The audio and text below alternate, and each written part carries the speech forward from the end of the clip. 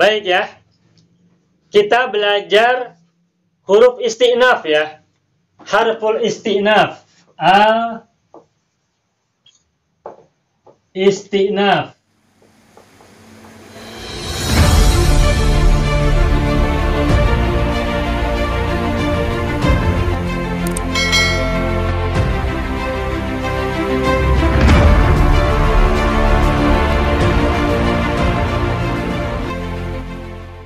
Baik ya.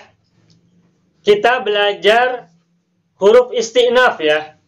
Harful isti'naf. Isti'naf.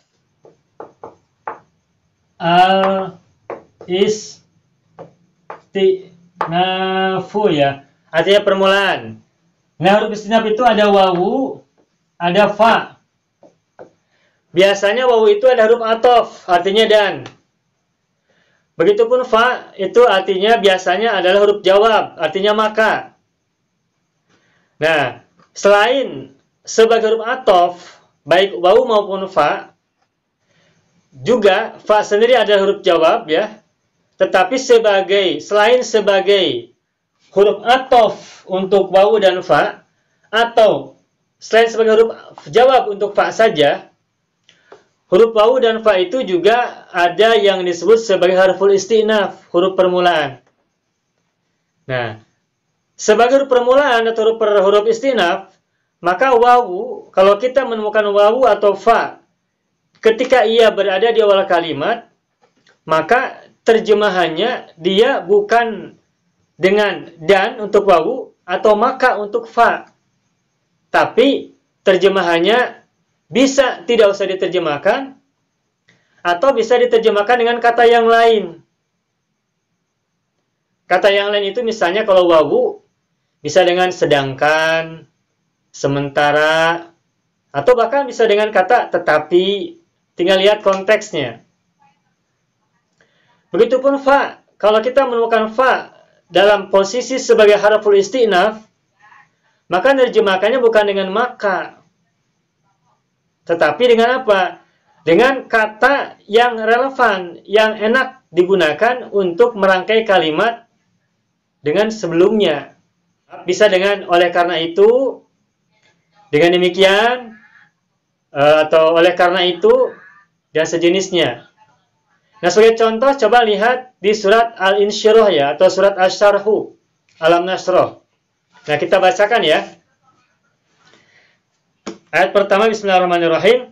Kita lihat, Alam nashrah laka sodroka, atau Alam nashrah laka sodrok. Dibacanya awalnya adalah Alam nashrah laka sodroka.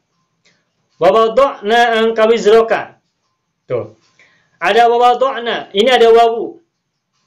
Wawadu'na, ada huruf wawu dua kali. Pertama wawu, yang kedua wadu'na, wawunya huruf fa fi'il, wadu'na. Sedangkan wa yang pertama itu adalah huruf athof. Kenapa? Karena sesudahnya adalah fi'il madi dan sebelumnya ada fi'il alam nashrah. Dan alam nashrah di situ meskipun fi'il mudhari, karena diawali oleh lam, maka maknanya madi. Saya pernah sampaikan, lam itu adalah huruf nafi yang bermakna madi. Ada 3 huruf nafi. Ada lam, ada la, ada lan. Nah, kalau lam, saya tulis dulu ya. Lam, la dengan lan.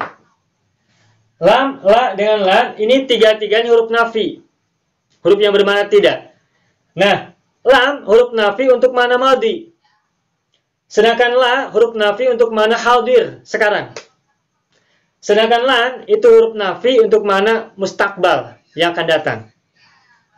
Nah, maka ayat alam nashrah, nashrah sendiri fi'il mudhari. Tetapi karena ada lam, alam nashrah, nah, maka fi'il mudhari nashrah ini meskipun fi'il mudhari yang mananya adalah hadir dan mustakbal, namun karena diawali oleh lam, maka ini kedudukannya atau maknanya menjadi madhi, bukan lagi mudhari'. Maka alam nashrah laka sadrak, ayat berikutnya ada wa wada'na anka wizrak. Tuh, wa wada'na ada wawu ini. Wawu ini ada huruf ataf. Wa wada'na fil madhi dhamir nahnu. Sedangkan wawunya ini ada huruf ataf. Matufnya adalah wa wada'na fil madhi, matuf alaihnya adalah nashrah. Kok bisa fil madhi matuf ke fil mudhari'? Nah, alasannya adalah fil madhi wada'na bisa menjadi matuf kepada nashrah yang fil mudhari'. Alasannya adalah karena fil mudhari' ini maknanya madhi. Kenapa disebut dengan makna madhi? Karena diawali oleh huruf nafi lam. Dan lam adalah huruf nafi yang maknanya adalah madhi. Sehingga antara fil madhi dan fil mudhari' wada'na dengan nashrah bisa menjadi ataf, bisa menjadi ma'tuf dengan ma'tuf alaih hubungannya. Karena dua-duanya maknanya adalah madhi. Wada'na anka wizraka. Terus alladzi anqadha dhahraka. Alladzi anqadha dhahrak. Nah, berikutnya wa rafa'na laka dzikrak. Ada wawu lagi. Wawunya huruf apa? Ataf lagi. Rafa'na itu adalah ma'tuf. Ma'tuf alaihnya kembali ke wada'na pada ayat yang kedua. Nah, terus ada fa'inna. Tu fa'inna. Tu huruf fa ya. Nah, fa ini huruf apa? Kalau kita katakan fa'inna ma'al usri yusra, fa-nya itu adalah huruf jawab. Fa'inna ma'al usri. Nih. Ini ada fa. Ada fa. Kalau fa ini disebut huruf jawab, berarti harus ada huruf syarat sebelumnya atau ada kalimat syarat sebelumnya. Sedangkan sebelumnya tidak ada huruf syarat. Misalnya idza atau in atau man yang bermakna syarat ya. Atau kalimat yang bermakna syarat sebelum fa ini tidak ada.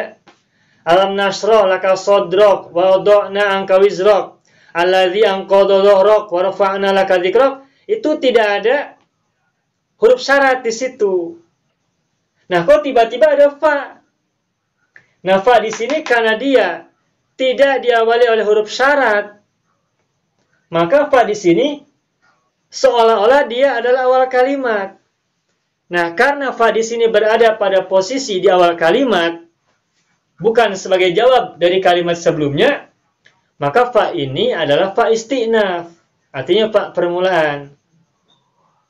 Nah, sehingga nerjemahkan fa isti'naf itu bukan dengan maka. Sehingga nerjemahkannya bukan maka sesungguhnya bersama kesulitan ada kemudahan. Bukan dengan maka nerjemahkan fa-nya. Kalau fa isti'naf nerjemahkannya bukan dengan maka. Fa itu diterjemahkan dengan maka kalau ada huruf syarat. Jika maka. Kalau maka. Jika kamu tidak tahu maka belajar. Jika kamu capek maka beristirahat. Nah, di sini fa-nya bukan fa jawab karena nggak ada huruf syarat sebelumnya. Karena fa ini bukan huruf syarat tetapi huruf isti'naf permulaan, maka nerjemahkannya berbeda. Gimana cara nerjemahkannya? Cara nerjemahkannya tergantung enaknya gimana. Nah, misalkan gini, bukankah kami telah membukakan untuk kamu dadamu dan telah kami hilangkan atau letakkan darimu bebanmu yang telah membebani punggungmu dan telah kami angkat untukmu sebutanmu atau panggilanmu ya, dzikroka sebutanmu. Fa inna ma'al usri yusran. Nah, kalau terjemahkan maka itu nggak cocok. Apa cocoknya? Ya misalnya dengan bisa nggak usah diterjemahkan. Langsung saja. Sesungguhnya bersama kesulitan itu ada kemudahan. Ada sebuah kemudahan, ada suatu kemudahan. Tanpa diterjemahkan apa-apa. Nah, atau boleh diterjemahkan, tapi bukan dengan maka. Dengan apa? Ya, contohnya misalkan misalnya ya, dengan begitu sesungguhnya bersama kesulitan ada kemudahan. Dengan begitu sesungguhnya bersama kesulitan itu ada sebuah kemudahan. Atau oleh karena itu sesungguhnya setelah kesulitan atau bersama kesulitan ada sebuah kemudahan. Gitu. Itu fa ya. Nah, jadi fa istinaf nerjemahkannya tidak boleh dengan maka, tapi bisa tidak usah diterjemahkan atau cari kata yang relevan, yang enak, yang nyambung dengan kalimat sebelumnya. Dan cara mengetahui bahwa fa itu adalah fa istinaf adalah dia tidak diawali oleh huruf syarat atau jumlah syartiyah, kalimat yang bermakna syarat. Nah, berikutnya fa idza faraghta fansab. Fa idza faraghta fansab. Lihat, ada fa lagi. Fa idza faraghta fansab. Fa-nya fa apa? Fa idza faraghta fansab.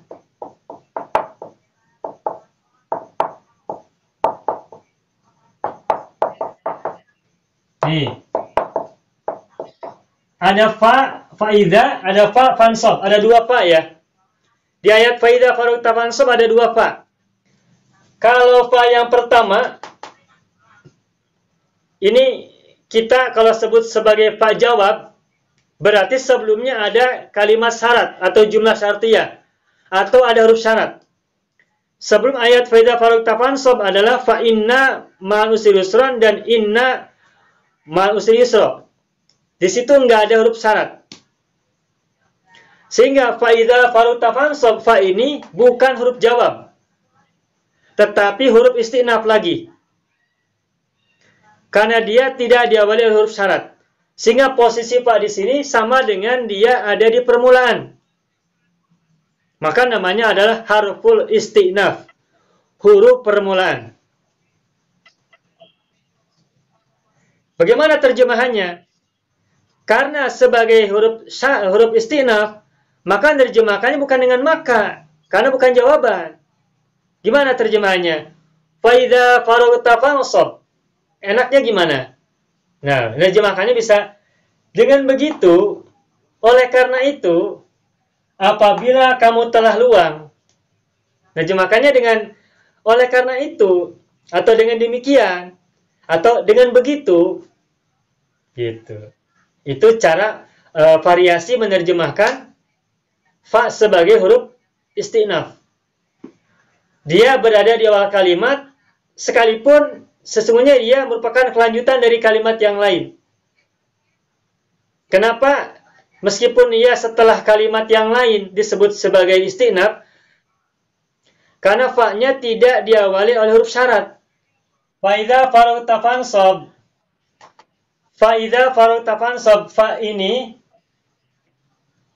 meskipun ini merupakan kelanjutan dari ayat sebelumnya, tetapi karena fa ini tidak diawali oleh huruf syarat, idza atau in atau man atau ma atau yang lain yang mana jumlah syartiyah atau mana syarat, maka fa ini dianggap sebagai awal kalimat.